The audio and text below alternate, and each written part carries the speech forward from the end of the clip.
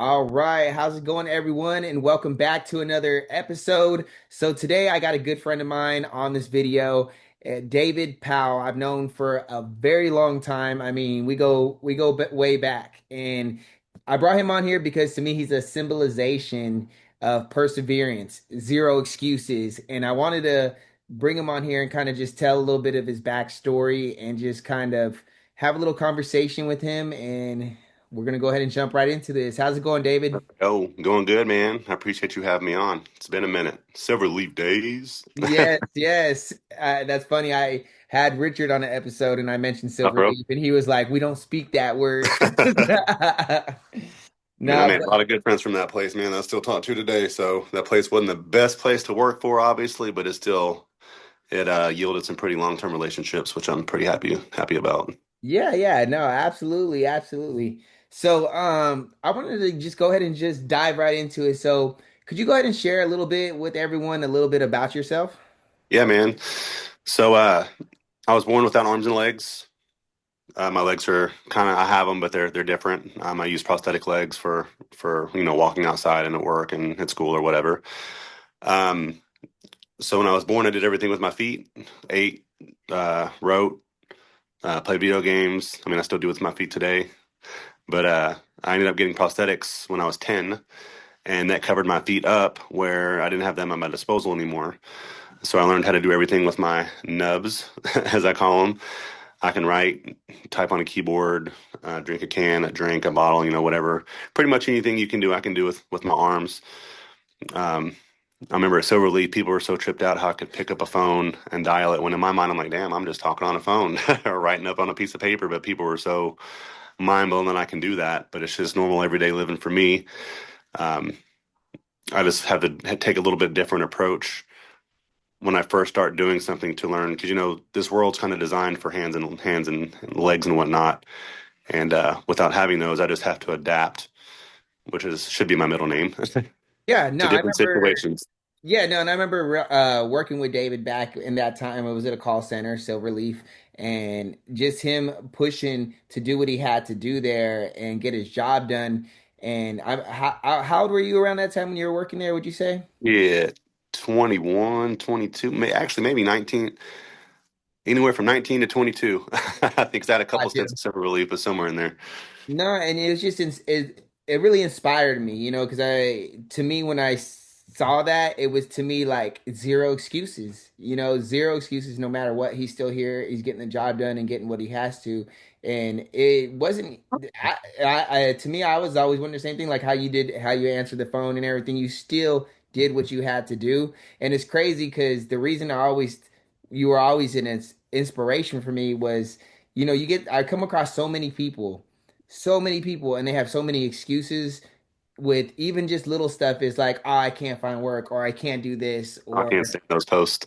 When people post about they can't find a job, that's so irritating because you ain't trying to find a job. That's why you can't find a job.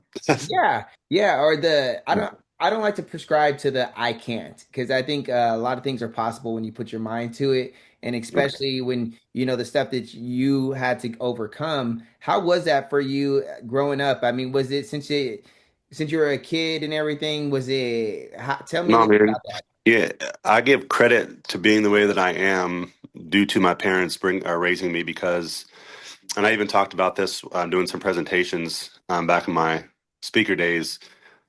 When people have disabled children or kids with disabilities, they're so scared they're going to hurt them or they're going to get injured or they're going to break them or this, that, and the other. But my mom and dad, not to like be crazy or anything, but they were letting me jump off the couch. They were letting me kind of figure out my own capabilities and what I could and can do, what I can and couldn't do. But they weren't scared of oh, he's going to break a leg. Oh, he might break his little arm. They weren't scared to let me try things. And that's what I try to push other parents with kids with disabilities. Let them figure out who they are.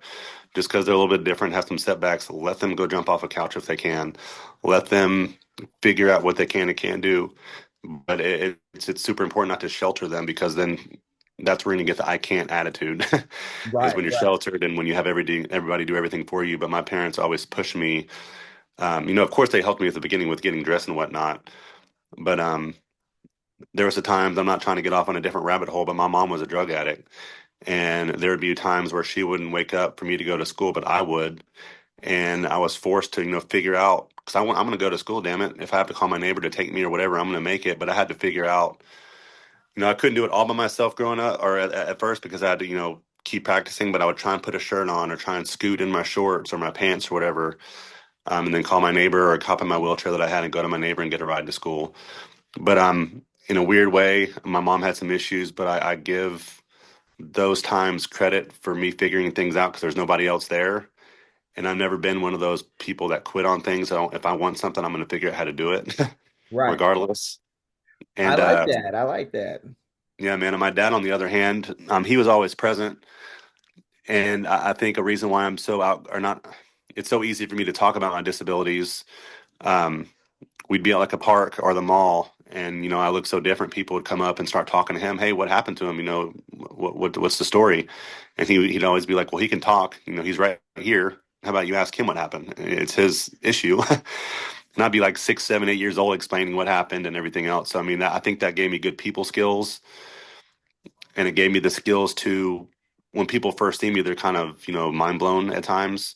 But after having a conversation with me the first time, you kind of forget that mind blownness goes away because you see I'm just a regular person like anybody else. Yeah, yeah, no, If that makes sense what absolutely. I'm saying. So in the Is it? combination of both of those aspects with mom not really being there. I mean, when she was there, she was an awesome mom, don't get me wrong, because I've been through the same stuff she's been through. So I kind of understand a tad where she was at. But at the same time, those times she weren't there, I really think that's where I got a lot of my creative skills on how to figure things out when I'm by myself. Right, right, right. Now, when it comes down to it, my biggest question too is like, what is this journey that, all right, right now that you're on there, because you're married right now, right? Not legally, but we've been together for 9 years. Okay, and you have children. How many children you have? We have one together, and she had three others coming into the relationship. Her daughter was 5. Her two other sons were 1 years old and 2 months old, and neither of their dads are in the picture. So I met them young enough age where I'm dad to the boys. I'm stepdad to Brooke, but that's understandable. I've had a step parent before, but me and the boys, they call me dad because I'm the only dad they've ever known. And then of course, we had our own back in 2018. Emmett, he just turned, oh, he'd be 8. I guess he just turned 7 in September, and he'll be 8 in September. So yeah, we got 4 kids total. Nice, nice. So you with all the different, with the struggles that you've had and everything like that, you've never stopped it from, working, finding a soulmate, raising kids, Changing having diapers, children. making Yeah. bottles. And that's awesome that you just don't make excuses. What advice would you have out there for anyone right now that is going through trials and tribulations? It's maybe lost in life right now and they're having a hard time with direction and they just feel like they can't. What would you tell them? Well, you know my story more so than others, but I've definitely been in that lost situation where I didn't know what I was going to do with life. I was at rock bottom. Had no idea what was going on. Well, I mean, I was coherent, obviously, but as far as my life track, had no idea what I was doing. And I mean, I know it's kind of short and sweet, but if you want something bad enough, you're going to figure it the hell out and get it done. Like, there's no really sugarcoating it. If you want to do something, you will figure it out and you'll get it done. Right, right. Um, I guess you can guide me the direction you want if you want more details, but I mean that's what it comes down to. We can sit here and talk about we want to do this, we want to do that, but until you actually put action into it, that's all it is I want to do this or I want to do that. But you have to make it into reality. And like in a lot of my situations, I don't have a coach or I don't have someone who's like me that I can be like, oh, how'd you do this or how'd you do that? I just had to figure it the hell out. Yeah. I got my two little arms, my feet, man, but if I'm going to do something, and I still got to do that today, man, like trying to think some examples. Um, if I'm going grocery shopping by myself, I'm so in those cases I have an electric wheelchair that has like a foot plate that folds down, and I put like a shopping basket in that, and then hold it with my. Have you seen me with my legs off before? Yeah, yeah, I think so. Yeah, yeah. So if It's you been a remember, while. I have a long leg and then the short leg. Yeah. So with my long leg, I kind of hold the basket. I mean the cart, or no, the basket. so I don't fall off, and I can reach stuff that's not way up the top. I can reach stuff down low and midway. Sometimes I have to ask for help, but I still go through days where I have to figure out what I'm doing for the day and kind of map things out because I don't like being in those situations where I don't kind of think things through and I'm kind of caught off guard. Right, right. I kind of give my, a mind of what we're going to do today. Is this going to be hard or is this going to be easy? What am I going to need to do to be able to do this or that? I don't know if that makes sense where I'm going with, but I just have to, I don't have it all figured out and I'll never have it all figured out. I still wake up every day thinking, what do I have to do today? And kind of making like a map, a roadmap for that day, just kind of for myself to know what to expect. And if I have to pivot So, somehow. so do you think everything you've been through kind of built that mental fortitude Oh that you have yeah, now? 100%, man. Like I know people look at me and oh, poor guy, he don't have arms and legs, but I'll tell you what, it taught me a few things in life. And I'm just fortunate I have everything I need to take care of myself. I know probably some of the things you guys do is probably a little bit tougher for me, but I'm just grateful I can do it. I just got to figure out how to do it. So as far as what do you think about like today's generation of people, even like the youth? Do you think they've become like very hypersensitive over things? Because I Man, run across that horrible. a lot. It's horrible, man. Um, I don't really know what details to go into with that, but I agree with you 100% how this population is so sensitive on everything. They can never have critiquing of themselves without being offended. Um, I don't know. It's just hard to be open and free in public because you got to watch what you say because you don't want to offend that person next to you. I don't know. The world's just super sensitive, man. And Right, too many right, participation trophies instead of showing kids how to work for what you want and whatever practice you put in is going to get the result you end up with. But those participation trophies and last place, oh, you did a good job though. I'm not saying to be negative about it, but first, second, third, man, they're the ones that get the trophies. They're the ones that put in the work. right, right. Is there a certain belief system that you go off of, or is there anything that just inspires you to always keep pushing? Man, I don't see it all the time, but when people come in, so I'm back in school right now.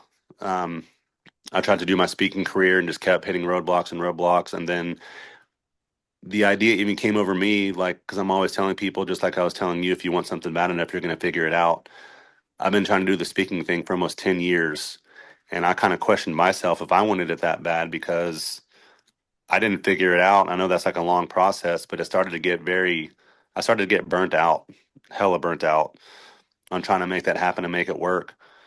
So, I'm back in school now because my two dreams are either be a motivational speaker or to be a sports broadcaster.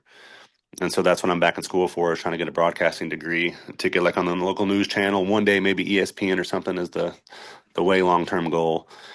But I don't know. I work at Walmart right now while I'm going to school, and you see people come in sometimes that they walk there with somebody, but they're not all there. Either like some kind of mental disability, or they can't take care of themselves, or whatever the case may be. And I'm just grateful I have what I have. I have a great head on my shoulders. As I was saying earlier, I have just enough to get by to take care of myself. I mean, luckily, I do have my girl and my kids that help me out tremendously. But I could be a vegetable in bed, paralyzed from the neck down. Um, I could be here but not here due to mental disabilities. So I'm just grateful. I have a head on my shoulders, have a great family, I have everything I want in life so far. Um, I've been through some shit to get here, Right, right, but right. Yeah. but here I Uh, am, and I'm not done yet. I got some work to do still. so So let's say hypothetically, if we could go into a time machine right now, right? And you went back to and had a conversation with your younger self, and you had a good 5 minutes with your younger self. What is something that you would have shared with the younger version of yourself that you think would have helped you or might have saved you a lot of maybe pain or heartache or whatever it is? What is something you would have shared with your younger self? So the transition from high school to college is where I feel like. So I think of it two ways. I mean, just to keep it on this topic, I feel like that's where the mess up happened to make things harder on myself, or I made things a lot harder on myself than they needed to be. Right. So I guess the conversation would be go to college, don't get wrapped up in the party scene or the social scene. Um, just keep your head down or head up. I mean, to keep to yourself, go to school, get that degree, and don't let things slow you down. Because I got really wrapped up in my 20s in the party scene, and I won't feel like I wasted my 20s, but I feel like I'm way behind in life because of those days. I know I'm a lot wiser from what I went through Right. during that time, but I just feel like I'm way behind compared to other people my age. It was Got due to those bad choices I made in my 20s. So to answer your question, stay in school, get a degree, and back up the party scene. The party will always be there, but get done what you got to get done first before you start. Got you, got you. And that's why it's wisdom too, right there. It's a, even for me growing up, I used to get into a lot of different trouble and just going through different things and even like working at Silverleaf. I mean, that place was crazy. It's like That's where I there were got hooked people on the just stuff I got hooked on originated from. This is yeah, that place was crazy. I mean, there was a lot of people like on drugs. I remember even just going through a phase of going and being on things and it's lessons learned, definitely a lot of lessons learned. And my biggest thing is the same thing, just, focus on what needs to be done because those, partying like that and hedonism eventually lead nowhere. It's just, it existing. goes That's into where it a leads to. downward path. Existing, not living. Right, right, right. Now, as far as where would you like to see yourself within the next like 5 years? So I have about 2 years left until I graduate. Man, honestly, for now, if I'm doing something on either, so the university I'm going to is Missouri State. And if I just have a gig on their local radio channel, like a paid gig or a local radio station, it'd be really cool if I had something on the news because I want to be, on radio. If I have to start there, that's cool. But I want to be like on video, like on the news or on an ESPN show or something like that long term. Um, and I think another reason why I want to do video is I want to show people my disabilities will be obvious on video. And I just want to show people if you have a disability or if you have a stumped toe or a broken leg, figure it out. Like those are those stupid excuses we were talking about earlier. I don't have arms and legs, and I figured out how to live life. And if I can make it to ESPN or even make it to a news channel for their sports segment, man, I feel like I've kind of made it and can show other people you can do it too, regardless of your circumstances. Right, right, right. Do you I'm a big bookworm, right? And I'm reading and I know that even when it comes down to like success is kind of linked to how much pressure you could handle in life, and I noticed that like the most successful people that are at the top, they have high levels of pressure that they got to deal with. And the reason a lot of people don't reach that pinnacle is because they're not able to handle that amount of pressure. It's like the analogy of going down in the sea. The sea is like as you go Pressure. deeper, yeah, the Get ocean. harder or more pressure. Yeah. Yeah, more pressure that you go down, the further you go down to the to success, the more pressure it is. What are your thoughts on that right there? Um, I guess going into my addiction days, the things you would go through not to withdraw off of something, I feel like you're under a lot of pressure in itself right there because no one wants to be in withdrawal. It feels like you have the flu times 10, so you'll do anything you can do to get money or to find that next fix. And I guess if we have to think about good things that came out of addiction, man, I had to go through tons of pressure. Where am I going to live at? Whose couch am I going to stay on tonight? How am I going to get money to do this? How am I going to get what I need to go to sleep tonight? How am I going to get what I need to wake up tomorrow and continue my day tomorrow? So not only in academics, now I'm in school, and I'm not going to lie, going to school as you get older, when you're kind of grown up a little bit, it's not that difficult. You're not nearly as much under as much pressure. Because I started college when I first graduated, but I didn't really want to go. I was going because my parents and grandparents were making me, and that's a lot of pressure to make them happy when you don't want to do it to begin with. So it just makes it that much harder. Um, so I was going to use school as an example, but school's really not that much pressure. I mean, it's a little bit of pressure. You got to get your projects done and your assignment submitted on the by the due date. But I still go back to the addiction days. I feel like the pressure I went through with that, and then growing up the way I grew up without hands and stuff. I don't know. I Now, think I've been under a lot of pressure in life and now made it anyone that out. yeah, no, go ahead. I'm sorry, go ahead. Oh no, you're good. No, you're good. Good. Now, anyone that's listening today that's, maybe hooked to something or on something right now and they're trying to get off, what was a good route for you to get over that? And how would you tell them to get over it? And what's the best route to take with that? Because it's not easy. I know myself, like even when it came down to smoking, I mean, I was smoking since I was like 13 or 14. So when I did stop, it took some time, like as far as I would stop and then I would go back. I would stop and then go back. Eventually, I honestly, for me, it was God. I prayed Oh, about me it. too. Yeah, I prayed God about it, and moments. without God, I could not have stopped. Now, like I don't even think about going back to it. So, what would your advice be to them as far as someone trying to get off a narcotic right now or a drug or whatever? So I had to relocate. I know I tried to do it my way millions of times. Um, I ended up getting a doctor. So opiates, as you know, was my thing. And I ended up finding a doctor, and I don't have pain at all, but I would find a doctor and get anything I wanted from him. And I'm just giving examples of trying to do it my way. But I would get boatloads of scripts with the idea of selling half of them to pay my bills and have extra spending money. And then I'll have the other half the script. And I'm not talking about just one script. I had three or four different doctors where I was getting multiple scripts a month. And that's how it always was. I'm going to sell half to make my money for the month for bills. And then I'm have the other half, to do what I need to do. But every month it never failed. I have to go back to the dude I sold them to buy them back for street price because I always ran out of mine and kept thinking that would work next time. It was just stupid. So I guess short and sweet, relocate. I had to go to an inpatient facility for 28 days. That's kind of where the sobriety part started. I got out of this treatment. I went straight to a halfway house in Kansas. Um, I actually graduated that treatment center or that halfway house, but not the right way. I was on pills 6 months in. I found a doctor there too and started, back to where I was, except it wasn't as bad as if I was by myself. I was leadership in the house I was in, so I was in charge of giving drug tests. So I just never drug tested myself.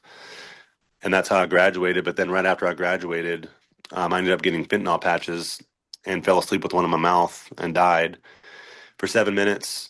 Came back right when I got out of the hospital. I was doing the same old stuff. But I moved back to Texas in 2015 and was strung out on heroin and meth. And I don't even think I was withdrawn at the time. I just had a God moment, like you were saying earlier, where it just dawned on me. I think I was 29 at the time, so I was, you're almost 30, bro. You have no family of your own. You have no career. Like you have nothing to show for yourself. Yeah. And God talked to me. I went back to Kansas to that same halfway house. Did it the right way. I didn't leave after 6 months. I stayed for a year and a half until I trusted myself. Um, I met my fiance, I went to meetings too. AA meetings were very important at first. I didn't really consider myself an alcoholic, but due to the drug use, it's the same 12 steps. It's the same pretense. So I just went to those. I went to one every day for about a year, and then kind of for the next 2 or 3 years, I maybe hit a few a week, but I don't really go many anymore. It's kind of hard to make time for that with everything else I have going on, and I don't really think about it anymore. It's been what I say October 5th of 2015. That was 11 years ago, or 10 years and a couple months ago, man. Like I don't even think, even when I'm stressed out or under pressure, it's crazy, man. Like that thought doesn't even go through my head anymore. Yeah. Well, It's just, congratulations. That's a yeah, beautiful thing. So would it you is. say the foundation was like God and then of course seeking some type of treatment? Right. Relocate. You can't hang out in the same playground and expect different results. Right. So I definitely suggest I move to, states away. Um, Getting into a halfway house or a treatment center, either or. Start hitting meetings, get a sponsor. Keep AA a part of your life for the first year or two of you getting sober. Um, I met my now fiance about a year after getting sober, and she helped me a lot. I don't know where I'd be at right now if it was just myself, because I can get myself into some bad thoughts sometimes. Right. So I do give a lot of credit to her. If I didn't have her keeping me in line, she's not an addict or an alcoholic or anything. So she doesn't think the way I do sometimes. So she kind of kept me on track. I'm not saying because it's actually frowned upon getting into a relationship your first year of recovery. So I'm not condoning that. But this was, a couple months after a year that I was sober, I met her. So, she kept me in line. I give a lot of credit to her too. But God, first and foremost, He's who talked to me to get me out of there, and He left me up to my own devices to get out of the situation and figure out what I had to do to get where I am now. Yeah.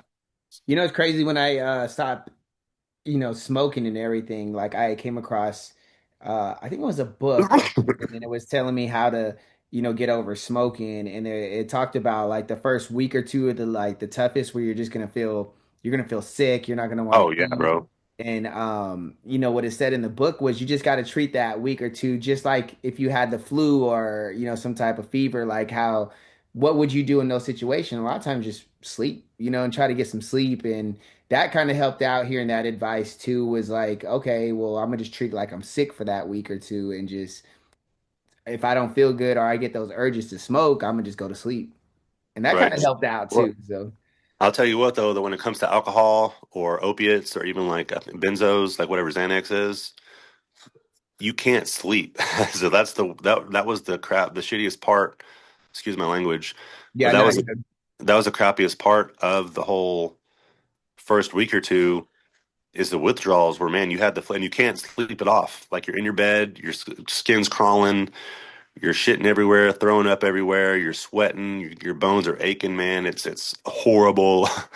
The first 2 or so weeks, and then the next month after that, you can't get back to your sleeping routine until, like I said, a month or so after you're done with your withdrawal. So it's a mess, man. Like if I could have slept through it all, that'd have been great.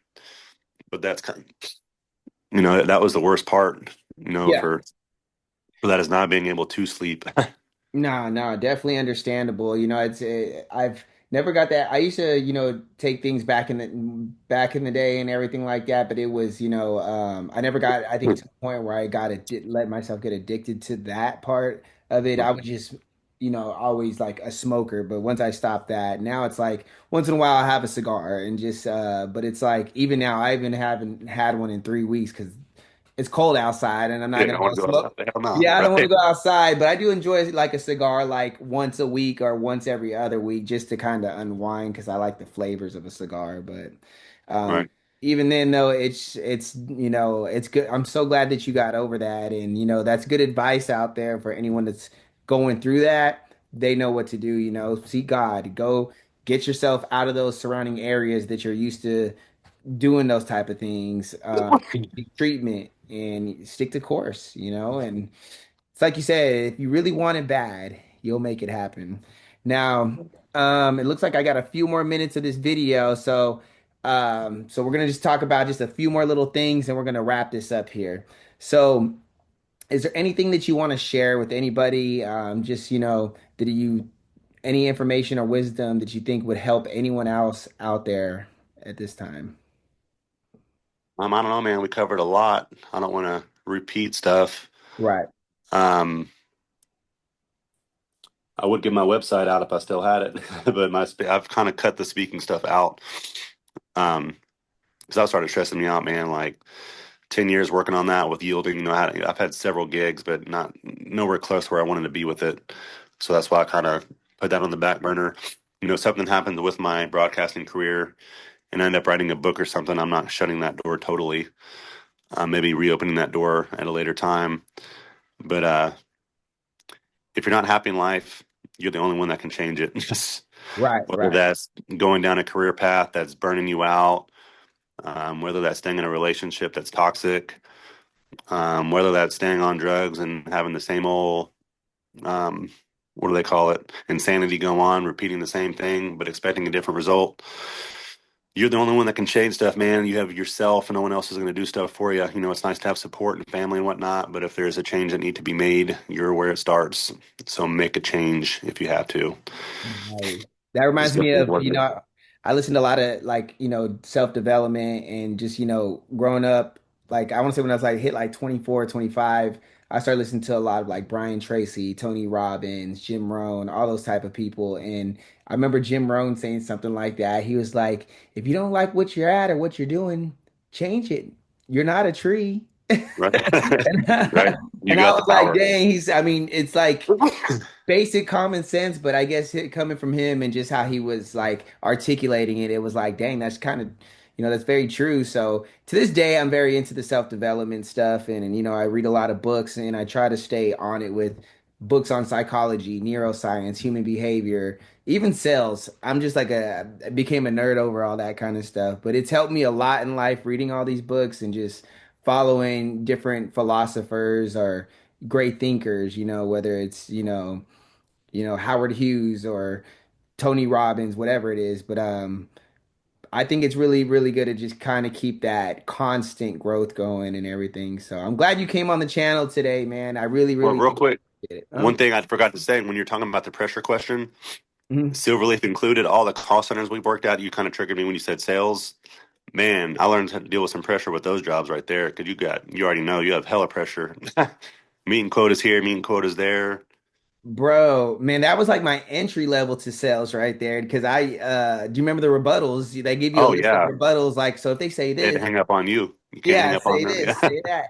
And like for years, I would use like similar rebuttals and argue. I can appreciate that. I can appreciate that. I still So say that today, man. yeah, yeah, it's crazy because people don't realize how hard it is to sell someone something you don't even know on the phone, especially like timeshare. That shit's like Especially when nowadays. they know it's not legit, but you're told it is, and you know no different, and you're selling them something that's not even real, pretty much. Yeah, It's yeah. kind of messed up. No, absolutely. And I went down the whole rabbit hole of different sales jobs, whether it was selling used cars to selling life insurance and all that stuff. So all those were lessons for me. And I think For sure. sales is one of the best things that someone could get into because whether you're getting into a sales job or you're just every day you're selling someone on something, whether it's your wife, your kid on an idea, or your wife on where we're going to eat or what we're doing that day, some Right. type of sales is at play. And I think the better you are at persuading and using, your mind to get not I wouldn't say get what you want because that's manipulative. I think it's I know what you the mean, fine though. line between manipulation and persuasion. Persuasion is where both parties benefit, and then manipulation is just where you benefit. I like to be a Right. persuader, not a manipulator. Same here. Same here. Yeah, but no, I really appreciate you coming on, and I really think a lot of people are going to get some value for this. And maybe we could do it again sometime soon. What you think? Yeah, man. Let me know what's up. All right. Well, thank you everyone for tuning in. If you like this video, be sure to hit the thumbs up, drop a comment, and let me know if anything resonated with you. And be sure to subscribe. I will see y'all on the next video. Have a good Hey, one. dude.